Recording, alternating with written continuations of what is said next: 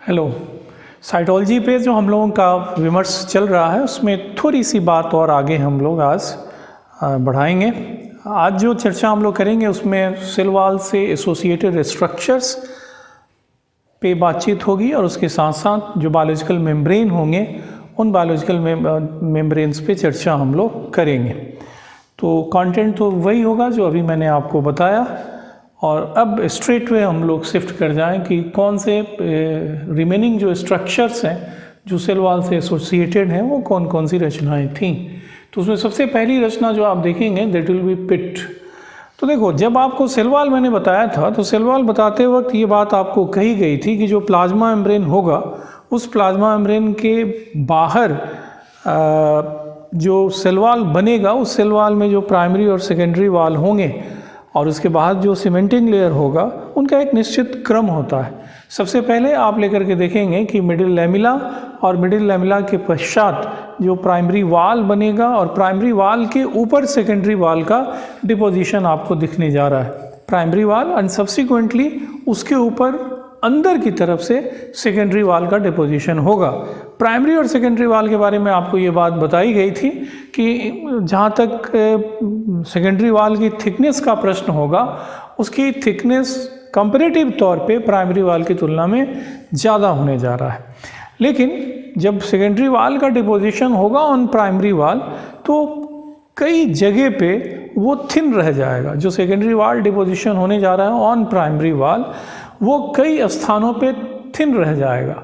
तो अगर थिननेस की बात मतलब सेकेंडरी वॉल को हम अगर ये कह रहे हैं कि कहीं कहीं थिन रह जाएगा तो रीज़न क्या होगा? तो रीज़न बहुत सिंपल सा है कि सेकेंडरी वॉल मटेरियल वहाँ पे डिपॉजिटेड नहीं हो। अगर सेकेंडरी वॉल मटेरियल डिपॉजिटेड नहीं होगा तो naturally that part of the wall would remain thin और वो जो डिप्रेशन इसकी वजह से अपियर कर रहा है depression due to non deposition of secondary wall material, उसी डिप्रेशन को हम लोग कहेंगे कि ये जो है वो क्या होने जा रहा है, we refer that one as, उसी को हम लोग कहने जा रहे हैं कि ये पिट होगा। और जब भी पिट अपियर करते हैं तो सामान्यतः पिट जो होंगे वो पेयर में अपियर करते हैं। Usually they appear in pair. सामान्यतः वो अपियर करेगा कैसे? तो वो पेयर में अपियर करने जा रहा है। दूसरी जो बात होगी कि जो पिट ऑफ ए पेयर जो होगा उनके बीच में एक पिट मेम्ब्रेन होगा और that pit membrane would have middle lamella and primary wall of both adjoining cells. अगल बगल की दोनों कोशिकाओं का प्राइमरी वॉल भी उसमें शामिल होगा। अब पिट के टाइप्स पे आने के पहले एक सिंपल डायग्रामेटिक रिप्रेजेंटेशन मैं चाहूँगा कि देख लीजिए पहले, उसके बाद फिर हम लोग इस पे बातचीत करें। देखो, बेसिकली पिट यही होगा। ये जो आप लेकर के देख रहे हैं कि this one is middle lamella और उसके बाद ये प्राइमरी वॉल है एक तरफ का और ये दूसरी तरफ का प्राइमरी वॉल होने जा रहा है। इसको अगर हम लोग अभी अगर ड्रॉ करें, इसको थोड़ा सा एक तरफ मैं विस्तार दे रहा हूँ, इसको एक तरफ थोड़ा मैं विस्तार दे रहा हूँ ताकि आप थोड़ा एक रफ आइडिया ले पाएँ कि एक्चुअली हम लोग क्या देखने की कोशिश कर रहे हैं। जैसे ये हो गया क्या चीज़, इसको हम लोग कहेंगे कि दिस वन इज़ द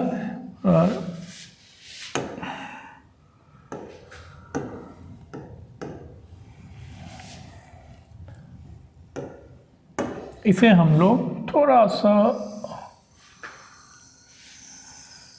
इसको थोड़ा मैं विस्तार दूं तो ये स्ट्रक्चर जो होगा पूरा थिक में नहीं बना रहा हूँ, ये स्ट्रक्चर जो होगा ये पूरा का पूरा प्राइमरी वॉल जैसे इसका हो गया और ये जो हिस्सा है ये हिस्सा हम लोग कह रहे हैं कि ये क्या होगा, सेकेंडरी वॉल होने जा रहा है। ये जो पार्ट होगा that will B secondary wall.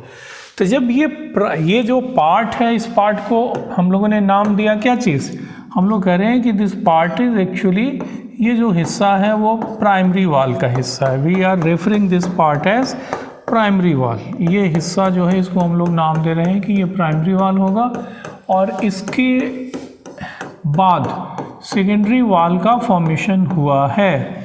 तो ये जो सेकेंडरी वॉल का फॉर्मेशन आप देख रहे हैं इसके अंदर जो ये सेकेंडरी वॉल आप देख रहे हैं that is being formed, that is being deposited. तो यही बिंदु मैं लेकर के आपको समझाने की कोशिश कर रहा हूँ कि जहाँ मतलब ऐसा नहीं होगा कि ये यूनिफॉर्मली पूरी तरह डिपॉजिटेड हो जाएगा। At a number of places such non deposition secondary wall material would be absorbed. कई हिस्से ऐसे होंगे जहां इस तरह का सेकेंडरी वॉल मटेरियल आपको डिपॉजिटेड नहीं दिखेगा। तो जहाँ कहीं भी सेकेंडरी वॉल मटेरियल डिपॉजिटेड आपको नहीं दिखेगा, वो जो गड्ढा, वो जो डिप्रेशन अपीयर करेगा, उसी को हम लोग कहेंगे कि ये क्या है, पिट है।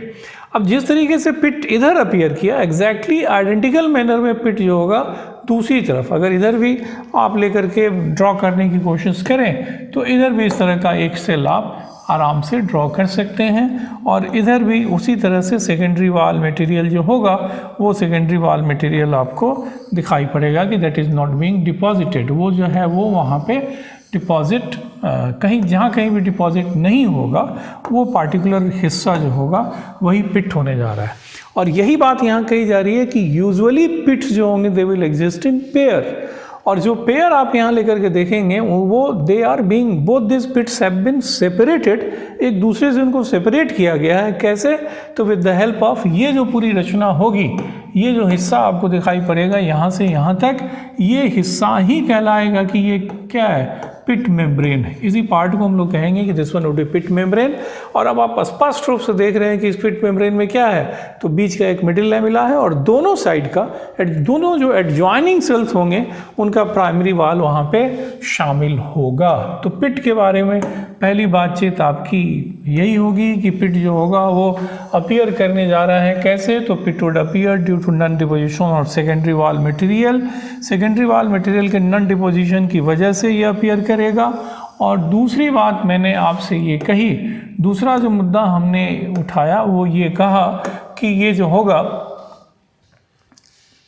पिट्स वो सामान्यतः पेयर में होंगे, और पेयर्स जो होंगे, प्रत्येक पेयर जो होगा उसके जो दोनों पिट्स होंगे they will be separated from each other.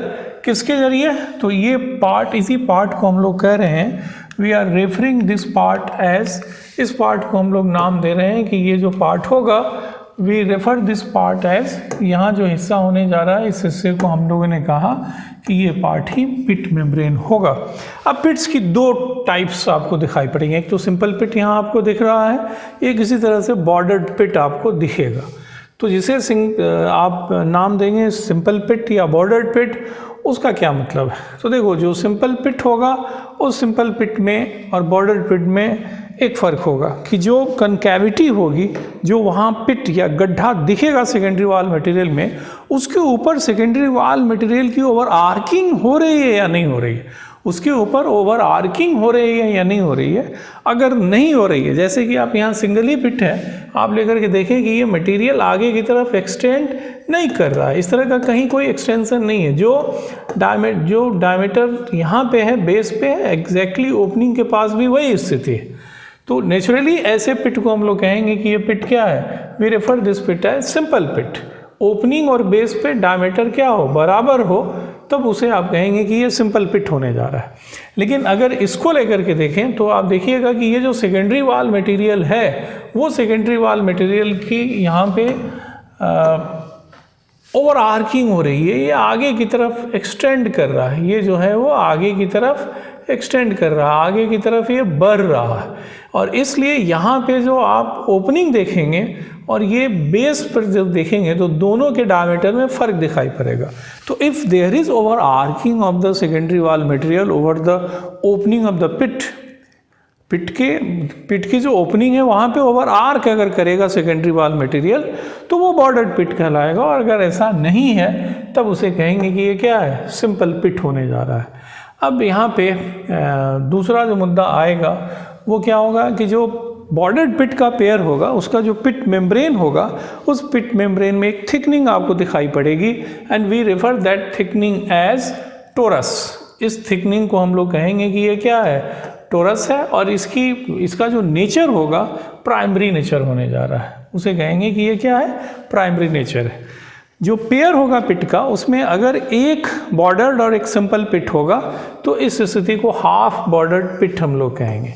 और उसके बाद एक चीज़ और भी है कि क्या ये ज़रूरी है कि हमेशा पिट्स पेयर में ही हो, तो इसका आंसर है नहीं, ये बिल्कुल ही ज़रूरी नहीं है कि पिट्स हमेशा पेयर में रहे। ऐसा भी होगा कि पिट अकेला होगा, अगर पिट अकेले रहा तो उसे हम लोग कहेंगे कि ये क्या है, ब्लाइंड पिट है। जैसे आप यहाँ देख रहे हैं कि इस साइड में कोई पिट नहीं है, पिट सिर्फ यहाँ है, तो अगर पिट सिर्फ यहाँ दिखेगा तब इसे आप कहेंगे कि ये क्या है, कि ये ब्लाइंड पिट होने जा रहा है। तो ये पिट की स्थिति है। पिट ऑब्वियस है कि इसमें ज़्यादा कोई कॉम्प्लेक्सिटी नहीं है। मैंने कहा कि जब सेकेंडरी वाल मटेरियल डिपॉजिट होगा तो कई हिस्से ऐसे होंगे उस सेकेंडरी वाल में जहाँ पे उसके मटेरियल का डिपोजिशन नहीं दिखाई पड़ेगा। तो अगर सेकेंडरी वाल मटेरियल का डिपोजिशन नहीं होने जा रहा है तो इसकी वजह से बहुत सारा कनकैविटी, बहुत सारा डिप्रेशन उस सेकेंडरी वाल के ऊपर अपीयर करेगा और उसी को हम लोग कहेंगे कि ये पिट है। नॉर्मली एडजॉइनिंग सेल्स जो होंगे उनमें पिट एक ही साथ डेवलप करेगा, उसको together they will constitute pit pair, और पिट पेयर के जो दोनों पिट होंगे उनके बीच में पिट मेम्ब्रेन होगा, लेकिन पिट मेम्ब्रेन में मिडिल लैमिला और दोनों एडजॉइनिंग सेल का प्राइमरी वाल होने जा रहा है। पिट सिंपल होगा या बॉर्डर्ड, उसमें मैंने कहा कि आप सिर्फ ये देखिए कि सेकेंडरी वाल मटेरियल की ओवर आर्किंग हो रही है या नहीं हो रही है। अगर नहीं हो रही है तो सिंपल है, और अगर हो रही है तो उसे आप बॉर्डर्ड पिट कहेंगे। बॉर्डर्ड पिट में जो पिट मेम्ब्रेन होगा उसमें एक थिकनिंग दिखाई पड़ेगी, that will act as torus. वो एक्चुअली वॉल्व की तरह काम करेगा, वो पुश होकर के पिट की ओपनिंग को बंद कर सकता है। और ये जो टॉरस जो था उसके बारे में मैंने आपको ये कहा कि वो थिकनिंग जो होगी वो प्राइमरी नेचर की होने जा रही है। दो रचनाएं और भी हैं जो कि सेल वॉल से सामान्यतः जुड़ी हुई दिखाई पड़ेंगी। एक को कहेंगे बार्स ऑफ सैनियो, या ये जो होगा इसको क्रेशुली और रिम ऑफ सैमनियो भी कहा जाता है। इसमें आप देखिएगा कि सेल वॉल में क्रिसेंटिक या लीनियर एक थिकनिंग होगी, जो थिकनिंग प्राइमरी और मिडिल लैमिला की होने जा रही है। सेल वॉल में कई कोशिकाओं में आपको प्राइमरी और मिडिल लैमिला का हिस्सा थिकेंड दिखाई पड़ेगा और उसका शेप लीनियर या क्रिसेंटिक होने जा रहा है। उसी को बार्स ऑफ सैनियो या क्रैशुली नाम देंगे। सिस्टोलिथ की अगर बात करें तो ये एक स्टॉक्ड आउटग्रोथ है सेल वॉल में, और वो एक्चुअली सेल के अंदर की तरफ, जैसे सेल वॉल जो होगा उसमें अंदर की तरफ इस तरह का आपको आउटग्रोथ दिखाई पड़ेगा, और ये सेलुलोजिक आउटग्रोथ होगा और इसमें कैल्शियम कार्बोनेट एम्बेडेड होने जा रहे हैं। Cellulosic outgrowth would be there, and in this outgrowth there will be deposition आपको दिखाई पड़ेगा किसका, कैल्शियम कार्बोनेट का।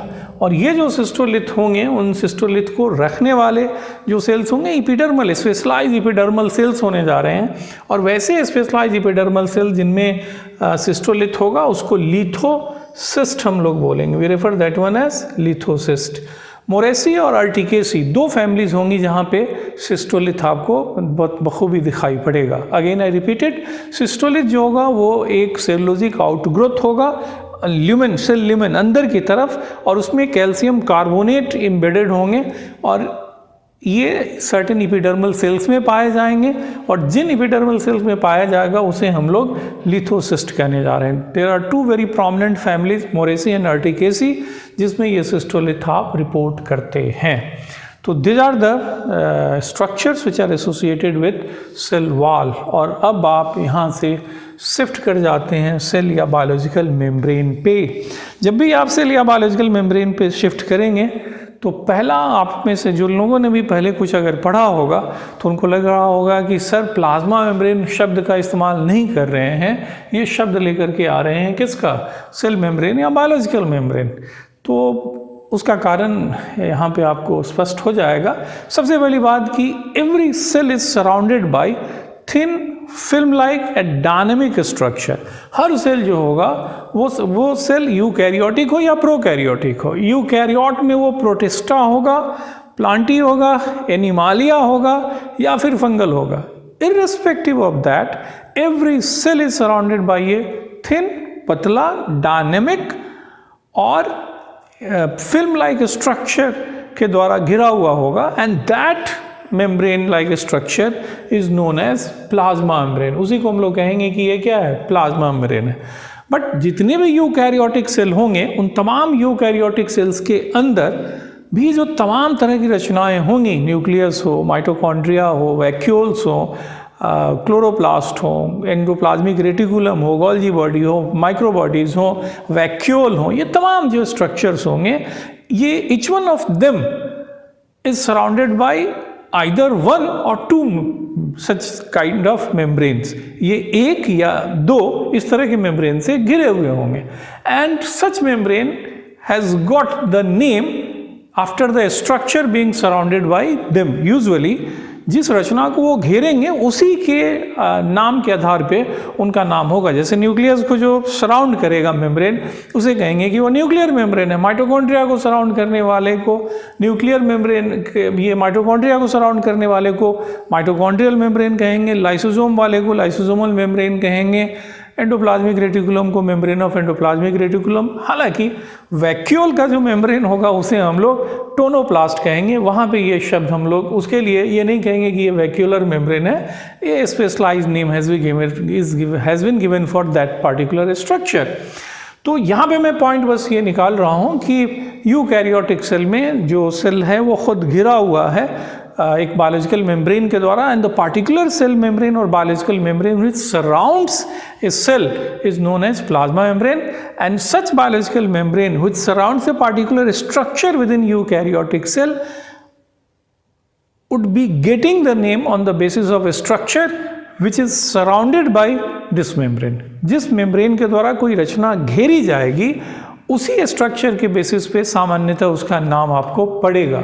तो सेल का वो प्लाज्मा मेम्ब्रेन हो या न्यूक्लियर मेम्ब्रेन हो या एंडोप्लाज्मिक रेटिकुलम का मेम्ब्रेन हो या लाइसोसोमल मेम्ब्रेन हो या टोनोप्लास्ट हो, all this membranes are collectively referred as biological membrane और सेल मेम्ब्रेन। ये तमाम इस तरह की जो रचनाएं हैं, all this structures are collectively known as, इस तरह की तमाम रचनाओं को हम लोग सेल मेम्ब्रेन या बायोलॉजिकल मेम्ब्रेन कहने जा रहे हैं। The particular cell membrane which surround the cell is plasma membrane। लेकिन प्लाज्मा मेम्ब्रेन इकलौता मेम्ब्रेन नहीं है। ये तीसरी चौथी बार बात मैं कम्युनिकेट करने की कोशिश कर रहा हूँ। पता नहीं क्यों इतनी छोटी सी चीज़ में बच्चे प्रायः कंफ्यूज रहते हैं। तो आप सेल मेम्ब्रेन या बायोलॉजिकल मेम्ब्रेन को हमेशा लेकर के देखिएगा एक कॉमन नाउन के रूप में, and this common noun is having so many proper nouns. जैसे प्लाज्मा मेम्ब्रेन हो गया, न्यूक्लियर मेम्ब्रेन हो गया, क्लोरोप्लास्टिडियल मेम्ब्रेन हो गया, टोनोप्लास्ट हो गया, मेम्ब्रेन ऑफ लाइसोसोम हो गया, membrane of peroxisome, glyoxysome, membrane of plastid, ये chloroplast, membrane of Golgi body, इस तरह से तमाम तरह के मेम्ब्रेन का नाम आप दे सकते हैं। अब यहाँ से जो मुद्दा आएगा वो मुद्दा क्या होने जा रहा है? तो दूसरा मुद्दा होगा कि केमिकल कंपोजिशन इसका कैसा होगा। तो देखो, जो भी सेल मेम्ब्रेन होंगे वो सेल मेम्ब्रेन हमेशा बने हुए होंगे लिपिड के साथ साथ प्रोटीन दिखेगा, और प्रोटीन के साथ साथ कार्बोहाइड्रेट्स आपको दिखाई पड़ेंगे। अब यहाँ लेकर के देखिएगा कि जो लिपिड होगा उस लिपिड में फॉस्फोलिपिड होने जा रहा है, ग्लाइकोलिपिड होगा और स्टीरॉल होगा। There are 3 broad categories, phospholipid, glycolipid और स्टीरॉल। और प्रोटीन को लेकर के देखें तो यहाँ पे केमिकल बेसिस पे इसको डिफाइन नहीं किया गया है, on the basis of define नहीं, रेदर क्लासिफिकेशन की बात अगर करें तो on the basis of where they are present, इस बेसिस पर उसको एक्सट्रिंजिक या इंट्रिंजिक कहा जा रहा है।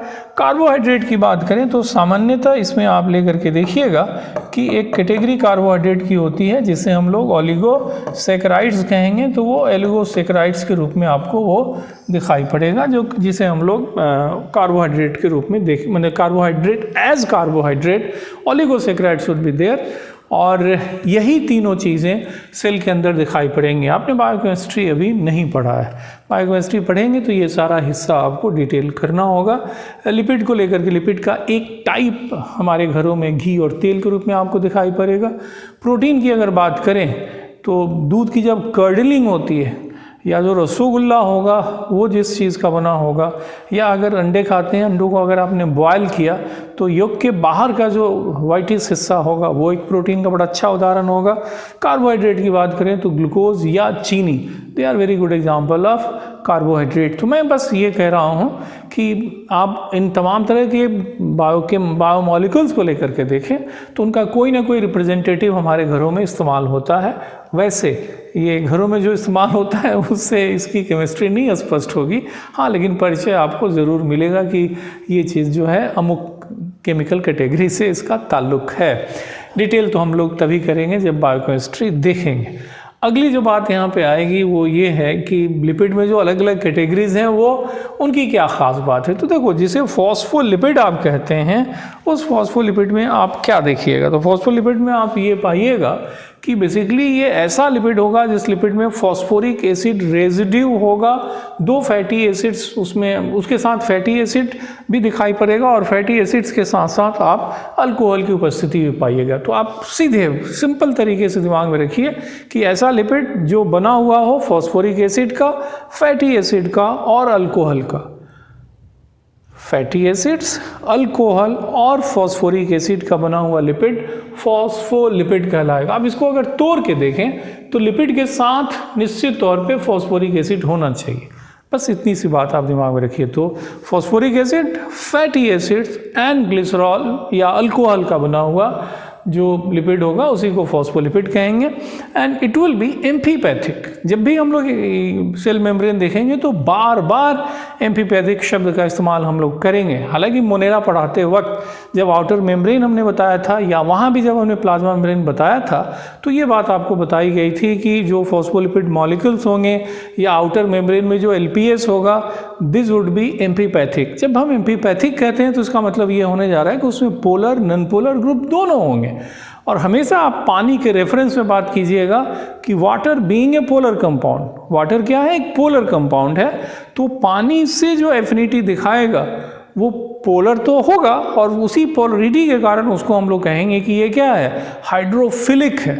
और अगर पानी से एफिनिटी नहीं दिखाएगा तब उसे कहेंगे कि हाइड्रोफोबिक होगा। तो जो पानी है वो पोलर है, तो पानी जो पानी की तरफ पोलर होगा वो हाइड्रोफिलिक होगा और नॉन पोलर होगा दैट विल बी हाइड्रोफोबिक।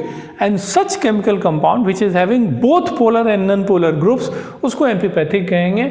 जो भी फॉस्फोलिपिड मॉलिक्यूल होगा, आगे आप इसकी टाइप भी देखेंगे, तो जो भी इसकी टाइप्स होंगे, every type of phospholipid is amphipathic. That simply means they are having both polar and non polar groups. अब यहाँ से दूसरा जो मुद्दा आएगा वो ये होगा कि फॉस्फोलिपिड कैसा होगा। तो फॉस्फोलिपिड जो होगा ये 2 तरह का होगा, ग्लिसरोफॉस्फोलिपिड और स्फिंगोफॉस्फोलिपिड उसे आप कहेंगे। यहाँ पे थोड़ा सा विस्तार हमने दिया है जस्ट टू एक्सप्लेन कि एग्जैक्ट इसका मीनिंग क्या है। जिसे ग्लिसरोफॉस्फोलिपिड आप कह रहे हैं उसको थोड़ा सा विस्तार दिया गया है। यहाँ पे आप लेकर के देखिएगा कि जैसे मैंने कहा ना कि फॉस्फोलिपिड का 2 टाइप, एक को ग्लिसरोफॉस्फोलिपिड कहें, दूसरे को स्फिंगोफॉस्फोलिपिड आप कह रहे हैं।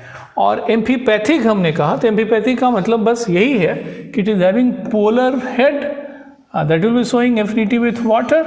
हाइड्रो का मतलब ही होगा कि आप कह रहे हैं कि ये वाटर के लिए आ रहा है। और फिलिक शब्द, तो फाइल का मतलब होता है लविंग। तो ऑब्वियस है कि यहाँ पे हाइड्रोफोबिक का मतलब होगा जो रिपेलिंग जो होगा, रिपेल जो करेगा या जो फियर होगा, डर होगा, उसके लिए ये इस शब्द का इस्तेमाल हम लोग करते हैं। अब रही बात कि ग्लिसरोफॉस्फोलिपिड क्या होगा, तो देखो ग्लिसरोफॉस्फोलिपिड जो होगा it will B composed of glycerol. Glycerol के बारे में आपको पता होगा कि ये ट्राईहाइड्रिक अल्कोहल है। उसके साथ ये बना होगा 2 फैटी एसिड्स का। Fatty acids are normal organic acids. और उसके साथ साथ आप लेकर के देखिएगा कि पोलर अल्कोहल का भी बना हुआ होगा, एक ग्लिसरॉल, दूसरा 2 फैटी एसिड्स, उसके साथ पोलर अल्कोहल। लेकिन पोलर अल्कोहल जो ग्लिसरॉल से जुड़ेगा ये जुड़ाव होगा फॉस्फोडाइस्टर लिंकेज की मदद से। ये जुड़ाव होगा फॉस्फोडाइस्टर लिंकेज की मदद से। ये तथ्य बड़ा इंपॉर्टेंट है। क्यों?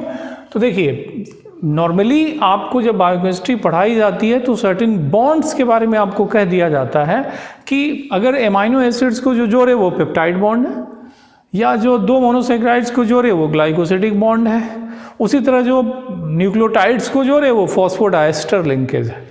इस तरीके से तमाम तरह के बॉन्ड्स को बायोकेमिस्ट्री में आपको एक्सप्लेन किया जाता है। That's not the way to define them. ये तरीका ठीक नहीं है उनको डिफाइन करने का।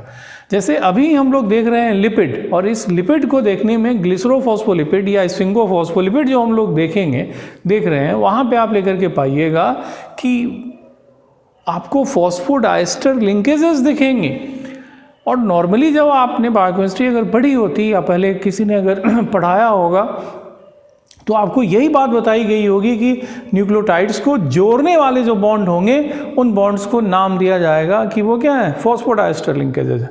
तो ये कहीं ना कहीं से दिमाग में आपके बैठता है कि यदि न्यूक्लियोटाइड को जोड़ना है तो फॉस्फोडाइस्टर लिंकेजेस होंगे, नहीं जोड़ना है तो नहीं होगा। लेकिन यहाँ पे आप लेकर के देख रहे हैं ग्लिसरोफॉस्फोलिपिड में कि यू विल फाइंड, जैसे ये जो होगा, अगर इसको लेकर के आप बातचीत करें तो ये जो है वो बेसिकली ये होने जा रहा है, ये ग्लिसरॉल है और इसी ग्लिसरॉल के साथ जुड़ रहा है क्या चीज़, इसी के साथ जुड़ रहा है फैटी एसिड, इसी के साथ ये जुड़ रहा है क्या चीज़, फैटी एसिड, और इसी के साथ जुड़ रहा है ये फॉस्फोरिक एसिड रहा, प्लस इसके साथ कोई अल्कोहल आप लेकर के जोड़िए, किसी अल्कोहल को लेकर के जोड़िए। तो आप इसी तथ्य को यहाँ पे देखते हैं, यही तथ्य यहाँ पे आपके द्वारा दिखाई पड़ने जा रहा है, यही तथ्य जो होगा यहाँ पे आप देखिएगा। और ये जो फैक्ट आप यहाँ पे देखेंगे तो ये जैसे हुआ, ये एक लिंकेज हो गया जिसको आप नाम देते हैं कि ये क्या है, ईस्टर लिंकेज है, ईस्टर लिंकेज है। उसी तरीके से आप यहाँ पे लेकर के देखेंगे, देन यू विल फाइंड, उसी तरीके से यहाँ आप लेकर के देखेंगे तो आपको दिखाई पड़ेगा कि ये क्या है, उसी तरीके से आप लेकर के देखिएगा तो विल फाइंड कि ये डाई ईस्टर लिंकेज है। मैं इसमें बड़ा जोर दे रहा हूँ, रीज़न, मैं आपके दिमाग से ये भूत निकालना चाहता हूँ कि फॉस्फोडाइस्टर लिंकेजेस जो होंगे, ये फॉस्फोडाइस्टर लिंकेजेस जो होंगे, ये लिंकेजेस सिर्फ डीएनए या आरएनए में पाए जाएंगे, ऐसा नहीं है। अगर ग्लिसरोफॉस्फोलिपिड की बात करें तो ग्लिसरोफॉस्फोलिपिड या स्फिंगोफॉस्फोलिपिड, हालांकि मैं उसका स्ट्रक्चर नहीं दिखाऊंगा, लेकिन आप देखिएगा कि दोनों केसेस में भी ये फॉस्फोडाइस्टर लिंकेजेस जो होंगी वो दिखाई पड़ेंगे। There are two sides of esterification. Ester के बारे में आपको पता है कि अल्कोहल और कार्बोक्सिलिक एसिड जब रिएक्ट करेंगे तो ईस्टर बनेगा। तो फॉस्फोरिक एसिड जो यहाँ आप देख रहे हैं, उस फॉस्फोरिक एसिड का और अल्कोहल, ठीक उसी तरह इस अल्कोहल का और इस फॉस्फोरिक एसिड के ग्रुप के बीच में अगर रिएक्शन होगा तो there will be two sides of esterification. ये फॉस्फोरिक एसिड के पास इस तरह का 3 OH ग्रुप आपके पास फॉस्फोरिक एसिड के पास दिख रहा है, तो नेचुरली उसका 2 ग्रुप जो होगा स्टेरिफिकेशन में शामिल है और इसीलिए उसे डाईस्टर कहते हैं, ठीक है। और ये डाईस्टर फॉर्मेशन हो रहा है फॉस्फोरिक एसिड के कारण, इसलिए इसे हम लोग कह रहे हैं कि ये फॉस्फोडाइस्टर लिंकेज होगा, ओके।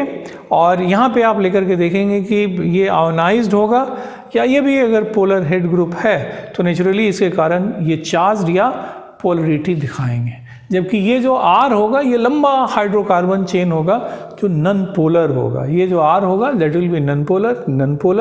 तो नन पोलर अगर होगा, नन पोलर कहने का क्या मतलब हुआ, जैसे इस R की बात करें तो इस R को आप लेकर के देखिएगा कि ये कुछ ऐसे आप समझ लीजिए कि CH2, इसको आप मान लीजिए कि 12 है, और फिर ये जो होगा ये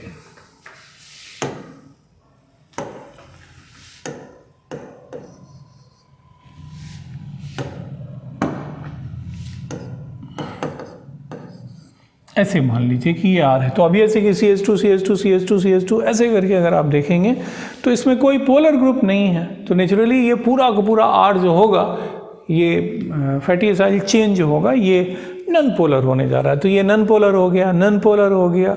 यहाँ पे क्लियरली आपको दिख रहा है कि नेगेटिव चार्जेस आर देयर, या जो अल्कोहल होगा उसमें भी इस तरह का कोई पोलर ग्रुप हो सकता है, या चार्ज कोई ग्रुप हो, चार्ज वहाँ डेवलप कर सकता है इस X के साथ। तो नेचुरली ये वाला हिस्सा ही जो होगा ये हेड के रूप में आपको दिखाई पड़ेगा, और ये दोनों जो हिस्से होंगे ये नन पोलर टेल के रूप में दिखाई पड़ेंगे।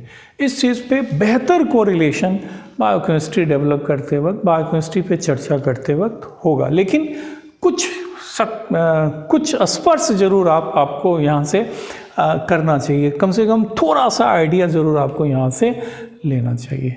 अब यहाँ से बात आती है किसकी, तो स्फिंगोफॉस्फोलिपिड की। तो देखो जैसे ग्लिसरोफॉस्फोलिपिड था तो वहाँ जो अल्कोहल था दैट वाज ग्लिसरॉल। अगर स्फिंगोफॉस्फोलिपिड होगा तो यहाँ पे आप लेकर के देखिएगा कि ग्लिसरॉल वुड बी मिसिंग, यहाँ स्फिंगोसिन होगा। और ये स्फिंगोसिन एक एमिनो अल्कोहल है। ये स्फिंगोसिन जो है एक एमिनो अल्कोहल है। एमिनो अल्कोहल कहने का मतलब होगा कि ऐसा ऑर्गेनिक कंपाउंड होगा जिसमें एमिनो ग्रुप NH2 भी होगा और उसके साथ साथ अल्कोहल OH ग्रुप भी यहाँ दिखाई पड़ेगा, प्लस एक लंबा फैटी एसिड का चेन होगा, प्लस एक अल्कोहल भी होगा जो फॉस्फोरिक एसिड से जुड़ेगा। तो स्फिंगोसिन हो गया, फैटी एसिड हो गया। और मज़े की बात यहाँ है कि फैटी एसिड जो होगा वो फैटी एसिड पेप्टाइड बॉन्ड से जुड़ेगा। ये भी एक सरप्राइजिंग फैक्ट, हालांकि वो बात यहाँ पे नहीं दिखाई गई है। और दूसरी तरफ जो अल्कोहल होगा वो भी स्फिंगोसिन से फॉस्फोडाइस्टर लिंकेज से जुड़ने जा रहा है। तो अभी तो जो बातें आई हैं उनको बस दिमाग में आप थोड़ी जगह दीजिए। एग्जैक्टली इस पर हम लोग बातचीत तब करेंगे जब बायोकेमिस्ट्री पे आएंगे। तो स्फिंगोफॉस्फोलिपिड, स्फिंगोसिन एक लंबा फैटी एसिड जो स्फिंगोसिन से पेप्टाइड बॉन्ड से जुड़ेगा, प्लस एक पोलर अल्कोहल जो कि स्फिंगोसिन से फॉस्फोडाइस्टर लिंकेज से जुड़ेगा। ऑब्वियस है कि ये दोनों के दोनों कंपाउंड एम्फीपैथिक होने जा रहे हैं। इसके बाद बात आती है ग्लाइकोलिपिड की। नाम से बिल्कुल स्पष्ट है कि अगर आप ग्लाइकोलिपिड कह रहे हैं तो इसका मतलब होगा कि ऐसा लिपिड होगा जिसमें कार्बोहाइड्रेट जुड़ा होगा, और ये कार्बोहाइड्रेट क्या होगा, ओलिगोसैकेराइड होगा, और ये भी एम्फीपैथिक होगा। उसी तरह अगर स्टिरॉल को लेकर के देखें तो every sterol is characterised by presence of cyclopentane phenanthrene ring.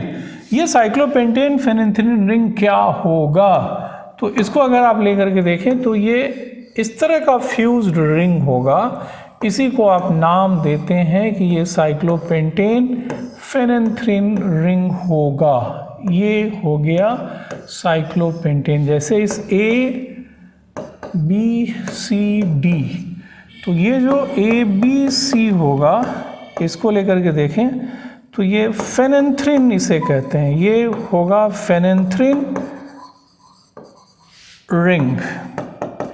और D को लेकर के देखें तो बड़ा स्पष्ट आपको दिख रहा होगा कि इट इज साइक्लोपेंटेन। इसमें नंबरिंग हम लोग यहाँ से ऐसे करते हैं। तो इस 3 नंबर पे अगर OH होगा, हाइड्रोक्सिल ग्रुप अगर रहा, तब इसे हम लोग कहेंगे कि ये स्टिरॉल रिंग है। तो जिसे स्टिरॉल आप कहने जा रहे हैं उसमें इस तरह का फ्यूज्ड साइक्लोपेंटेन फेनेंथ्रीन रिंग होगा। There will be cyclopentane phenanthrene ring ABC। ये जो होगा उसे हम लोग फेनेंथ्रीन कहेंगे, इसे हम लोग साइक्लोपेंटेन कहेंगे। ये स्टेरॉयड न्यूक्लियस कहलाएगा। यहाँ अगर OH नहीं रहा तो इस पूरी रचना को हम लोग स्टेरॉयड न्यूक्लियस कहेंगे। And this steroid nucleus is characteristically found in every type of sterol. जितने भी तरह के स्टेरॉल होंगे, in every type of sterol you will find steroid nucleus.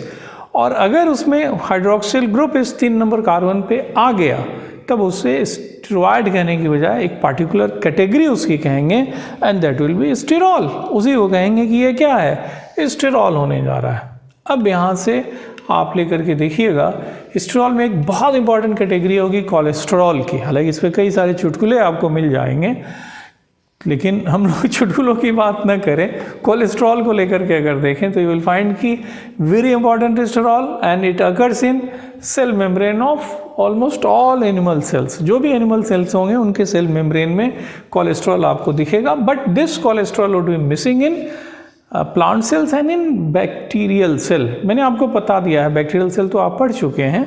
तो बैक्टीरियल सेल में आपको ये बात बताई गई थी कि स्टेरॉल वुड बी मिसिंग, और ये जो होगा होपेनॉइड और स्क्वेलिन रखेंगे। बैक्टीरियल प्लाज्मा मेम्ब्रेन में होपेनॉइड्स और स्क्वेलिन होने जा रहे हैं, लेकिन प्लांट सेल में दूसरे स्टेरॉल होंगे, कोलेस्ट्रॉल नहीं होगा। एक और तथ्य, बैक्टीरिया में हालांकि मैंने आपको ये कहा था कि जो माइकोप्लाज्मा होगा उस माइकोप्लाज्मा की वाल में स्टेरॉल आपको दिखाई पड़ेगा। यहाँ पे कोलेस्ट्रॉल की उपस्थिति अगर एनिमल सेल में है तो क्या उसका महत्व है, सिग्निफिकेंस उसका क्या है। तो देखो, इसके बारे में हम लोग ये कहते हैं कि इट एग्जर्ट्स, जिसे कहा जाए मॉडरेटिंग इफेक्ट। इसका मॉडरेटिंग इफेक्ट होगा, ये मॉडरेट करेगा इम्पैक्ट ऑफ टेम्परेचर। जो फॉस्फोलिपिड होगा उस फॉस्फोलिपिड में फैटी एसिड्स हैं, और फैटी एसिड्स अगर पॉली अनसेचुरेटेड होंगे, मतलब उस फैटी एसिड में जो हाइड्रोकार्बन चेन है उसमें डबल बॉन्ड की संख्या अगर एक से ज़्यादा है तो उनका मेल्टिंग पॉइंट कम होगा, और मेल्टिंग पॉइंट कम होने की वजह से वो फ्लूइडिटी दिखाएंगे। तो अगर सराउंडिंग का टेम्परेचर घटता बढ़ता रहता है, वो कांस्टेंट तो रहेगा नहीं, तो टेम्परेचर जब घटेगा बढ़ेगा तो नेचुरली टेम्परेचर के घटने के बाद जो फॉस्फोलिपिड मॉलिक्यूल मेम्ब्रेन बना रहे हैं उस मेम्ब्रेन के सॉलिडिफाई होने का खतरा है, या फिर अगर टेम्परेचर बढ़ा तो उसकी वो जो फ्लूइड नेचर है उसकी फ्लूइडिटी जो होगी वो एक फ्री फ्लोइंग स्टेज में जा सकता है, ये स्थिति हो सकती है। अब इन दोनों को अवॉइड करना है, जो टेम्परेचर का असर होगा उस टेम्परेचर के असर को मॉडरेट करना है, माने जितना असर होना चाहिए उससे कम उसको रखेगा। कौन? स्टेरॉल। अब ये काम कैसे करेगा, ये काम जो होगा वो कैसे होगा? तो देखो, जो कोलेस्ट्रॉल होंगे they will lie between fatty acyl chain, जैसे इसको कहा जाए कि ये जो नीचे हम लोग नॉन पोलर टेल देख रहे हैं, इन्हीं नॉन पोलर टेल के बीच में आप लेकर के देखेंगे कि उपस्थिति होने जा रही है किसकी, तो there will be presence of, इनके बीच में आप लेकर के देखें तो पाइएगा कि कोलेस्ट्रॉल जो होगा वो उपस्थित होगा। यहाँ पे लेकर के देखें तो यू विल फाइंड कि कोलेस्ट्रॉल यहाँ पे उपस्थित होने जा रहा है इनके बीच में। अब ये कोलेस्ट्रॉल जो होगा रिजिड और प्लेनर स्ट्रक्चर है, ये भी एम्फीपैथिक है, लेकिन ये रिजिड और प्लेनर स्ट्रक्चर है।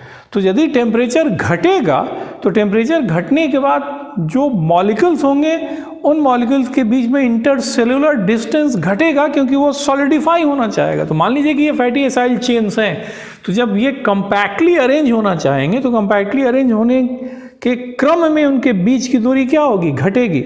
और इसके बीच में क्या पड़ा हुआ है? तो इनके बीच में पड़ा हुआ है कोलेस्ट्रॉल, जो कि रिजिड और प्लेनर मॉलिक्यूल है। तो कोई इस तरह का रिजिड और प्लेनर मॉलिक्यूल अगर होगा तो डेफिनेटली ये जो फैटी एसाइल चेन्स होंगे उनको कंपैक्टली अरेंज होने से वो रोक देगा।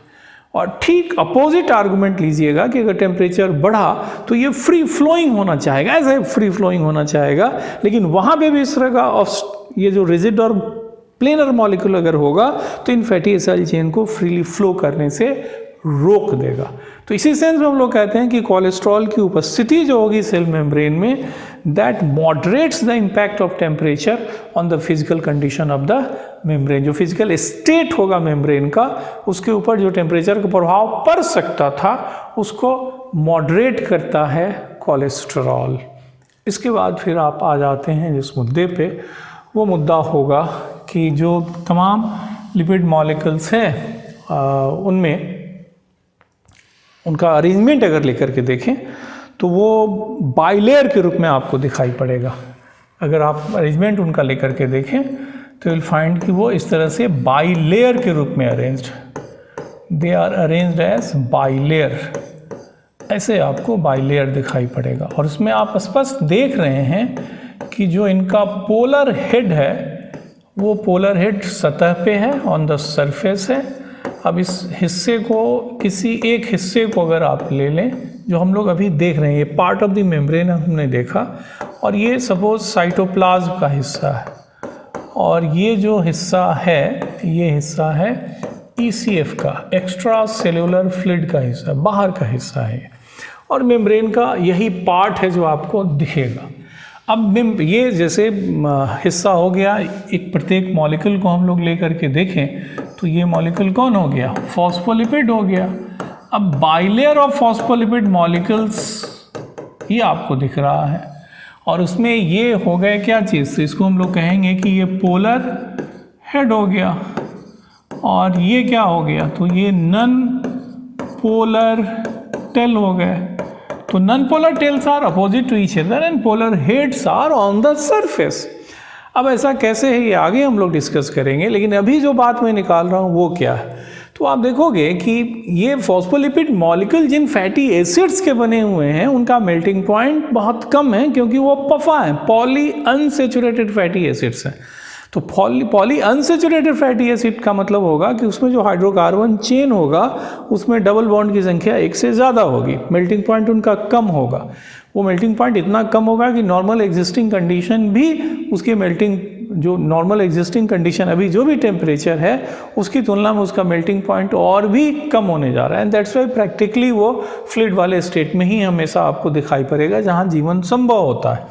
अब यहाँ पे आप लेकर के देखें कि ये फ्लूइडिटी दिखा रहा है, ये बात हम कैसे समझेंगे? तो इसका जवाब ये होगा कि ये जो तमाम मॉलिक्यूल्स हैं इनमें लैटरल मूवमेंट बहुत फ्री तरीके से इनका लैटरल मूवमेंट होगा। ये जो मॉलिक्यूल होंगे ये फ्रीली कहीं से कहीं मूव करने जा रही हैं, फ्रीली कहीं से कहीं मूव करेंगे। इसी को हम लोग कहेंगे कि ये क्या है? Lateral movement. इसी को कहेंगे कि it will B lateral movement. इसी को कहा जाएगा कि ये लैटरल मूवमेंट होने जा रहा है। दूसरी जो बात आप लेकर के देखेंगे वो क्या होने जा रहा है, तो दूसरा जो तथ्य आप लेकर के यहाँ देखेंगे, एक तो मैंने कहा कि ये लैटरल मूवमेंट हो गया। दूसरी बात आप देखेंगे ये सबसे कॉमन होगा, ये जहाँ मॉलिक्यूल है वहीं पे ये रोटेट कर सकते हैं। तो दूसरे तरह का जो मूवमेंट होगा उसे हम लोग कहेंगे कि ये रोटेशन है। तीसरे तरह का मूवमेंट जो होगा, जो थोड़ा रेयर होगा, इसमें आप देखिएगा कि एक लेयर से फॉस्फोलिपिड उठ करके दूसरे लेयर में और वाइस वर्सा, एक लेयर से दूसरे लेयर में और दूसरे लेयर से पहले लेयर में ये फॉस्फोलिपिड मॉलिक्यूल का शिफ्ट हो सकता है। अगर ऐसा हुआ तो इसे फ्लिप फ्लॉप मूवमेंट बोलेंगे। We refer this one as flip flop movement. इसी को कहा जाएगा कि ये क्या है? फ्लिप फ्लॉप मूवमेंट है। We refer this one as flip flop. ये एक मूवमेंट रहा लैटरल, और यहाँ जो मूवमेंट दिख रहा है वो रोटेशन होगा। तो जो लैटरल मूवमेंट होगा, मैंने उसी लेयर में ये फॉस्फोलिपिड मॉलिक्यूल में मूव एनीवेयर, कहीं भी जा सकता है। Lateral movement is the most common movement. Rotation भी बहुत फ्रिक्वेंटली होगा, but flip flop movement would be rare kind of movement. इस लेयर से दूसरे लेयर में ये जा सकता है, but it will be very rare kind of movement. अब इस तीनों तरह के मूवमेंट के होने का मतलब है कि जो फॉस्फोलिपिड बाइलेयर है वो एकदम से फ्लूइड की प्रॉपर्टी दिखा रहा है। अगर वो सॉलिड की प्रॉपर्टी दिखाता तो इस तरह का मूवमेंट जो आपको तमाम फॉस्फोलिपिड मॉलिक्यूल का दिख रहा है, ये चीज़ें आपको नहीं दिखाई पड़ती। ठीक है, तो लिपिड के बारे में, जो लिपिड सेल मेम्ब्रेन को बना रहे हैं, उसके बारे में चर्चा यही है। और अब आज हम लोग इसी मुद्दे पे रुकेंगे।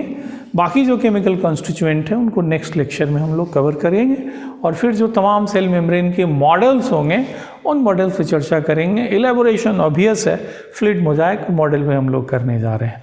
आज की चर्चा में कई स्थान पे मुझे ये बात कहनी पड़ी कि बायोकेमिस्ट्री में ये चीज़ें हम लोग डिस्कस करेंगे। नॉर्मली जो बच्चे 12th करके आते हैं उनको सबसे पहले बायोकेमिस्ट्री ही पढ़ाई जाती है, लेकिन बायोकेमिस्ट्री के लिए सामान्यतः ऑर्गेनिक केमिस्ट्री की ठीक ठाक पकड़ होनी चाहिए। 10th पास आउट बच्चों के साथ ऐसा नहीं होता है, इसलिए थोड़ी सी यहाँ पे समस्या खड़ी हुई है। लेकिन जब बायोकेमिस्ट्री आप देखेंगे तो बायोकेमिस्ट्री देखते वक्त again it both of them would be correlated, उनको एक बार कोरिलेट कर दिया जाएगा। लेकिन अभी से इन चीज़ों पे थोड़ा सा ग्रिप रखने की कोशिश कीजिए। Okay, thank you, take care.